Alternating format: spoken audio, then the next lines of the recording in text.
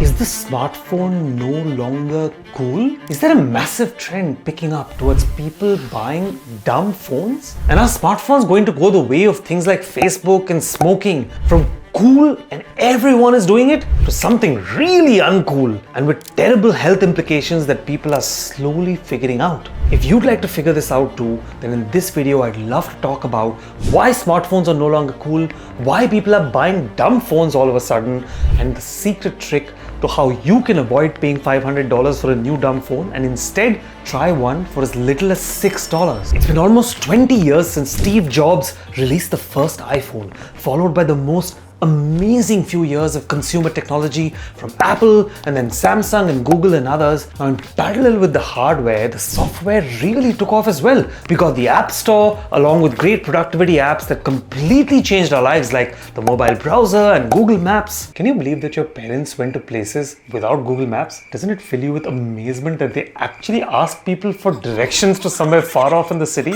and then somehow made it? We also got social media apps, which seemed great at first, but then they slowly took over our lives. The usage went off the charts. The average human started to spend almost 4.5 hours of their waking time on the smartphone every day. And smartphones became so cool. Everyone's aligned themselves to either the Apple gang, the Android gang, and for a brief period in the middle, the Windows Mobile gang. You were ahead of your time. We never got to see a vision for a brave new world wrapped in neomorphic tiles. Rest in peace, Windows Mobile. But after a few years, in the recent past, something unexpected has started to happen. The halo effect of the cool smartphone has started to wear off, and the bad stuff has finally caught up with the good. So let me do a quick check-in with you. Are you feeling more depressed in the last few years than you remember feeling when you were growing up? If you answered yes, you aren't alone. The latest medical research is all starting to show the same thing. For example, in the US, it showed that the share of US adults with depression is really growing over the last 10 years. It also showed that the anxiety levels have absolutely skyrocketed for young girls and boys. Just look at this chart for a second. Do you see that it was basically flat in the history until around that 2007 to 10 period when it suddenly took off? Do you know what happened in those years? I mean, everyone knows the answer. Rock music died. Of course, that's going to be the leading cause for teenage depression.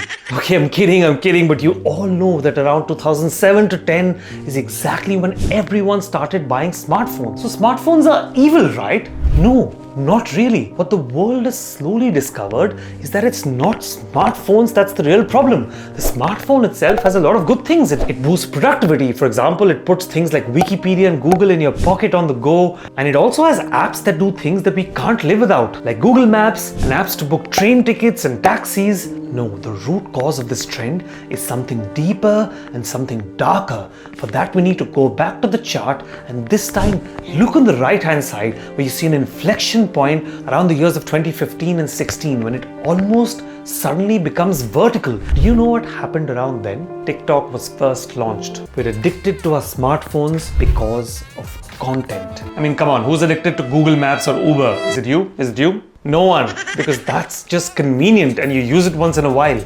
But everyone is addicted to the consumption of content. Research shows we reach for our phones almost 150 times a day, and that's not to map ourselves to a new destination, but it's to scroll TikTok or Instagram or Facebook. Okay, not Facebook. I mean, who goes on Facebook anymore, right? We love going to these apps and swiping down to see what's new, which research has again shown gives us a small dopamine hit in our brains every time. Very similar to how drugs affect your brain, and hence we get addicted to it over time. Our brains get used to the dopamine hit and hence ask us to keep reaching for our phones and seeing what's new. It's that simple. Is it our fault, and are we just weak and unable to be disciplined or do the right things? Experts have even come up with a name for it.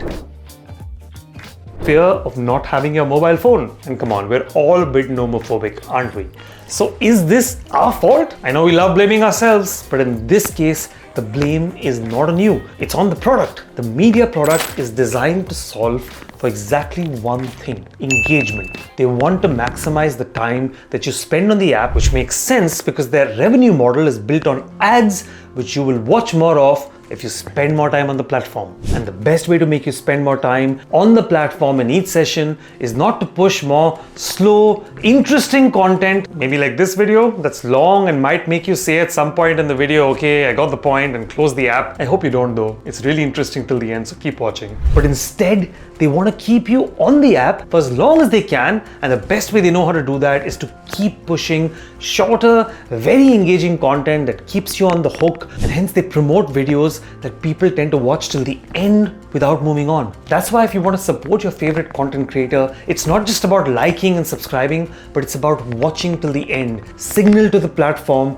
that good content is worth promoting. And if you thought maybe that my hard work on this video is interesting and was worth your time, do watch till the end and send me your thoughts. It'll really make my day. Okay, so now that you know the problem, what's the solution? Well, the world seems to have already found one, and it's called the dumb phone. Yep, the dumb feature phones are making a comeback. Somewhere far in the distance, Nokia is probably doing a dance of vindication. Now, if you look at the data, it tends to agree. Sales of dumb phones are definitely growing, and reports are even saying that global dumb phone sales reached almost 1 billion units in 2023. The message is clear, dumb phones are on the rise. One company is selling what they call the light phone for almost $500 for a phone that's best feature is that it has no features. And they've shipped over 100,000 units already. While companies like Apple and Samsung are racing ahead at the cutting edge of innovation and introducing features like the latest processor, AI, desktop class graphics, and truly revolutionary features like